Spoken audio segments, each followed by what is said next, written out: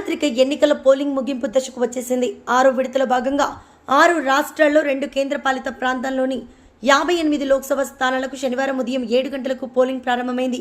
ఇందుకోసం ఎన్నికల సంఘం అన్ని ఏర్పాట్లు పూర్తి చేసింది. దేశ రాజధాని ఢిల్లీ, హర్యానాలోని అన్ని నియోజకవర్గాలకు ఈ దశలోనే ఓటింగ్ పూర్తి కానుంది. ప్రస్తుత సార్వత్రిక ఎన్నికలకు మొత్తం 7 విడతల్లో నిర్వహిస్తున్న సంగతి తెలిసిందే. దేశవ్యాప్తంగా మొత్తం 583 లోక్సభ స్థానాలకు ఉన్నాయి. 6 దశతో 486 సీట్లకు పోలింగ్ పూర్తవుతుంది. ఢిల్లీలోని మొత్తం 7 లోక్సభ స్థానాలకు ఉన్నాయి. అన్నింటా భాజపా విపక్ష ఇండియా కూటమి అభ్యర్థుల మధ్య పోరు కేంద్రీకృతమైంది. పొత్తుల్లో భాగంగా ఆమ్ ఆద్మీ పార్టీ 4, కాంగ్రెస్ 3 సీట్లలో అభ్యర్థులకు బరిలో దింపాయి. భాజపా అభ్యర్థులకు వారు గట్టి సవాల్ విసురుతున్నారు. మరోవైపు ఒడిశాలో 42 అసెంబ్లీ స్థానాలకు కూడా శనివారం పోలింగ్ జరుగుతుంది.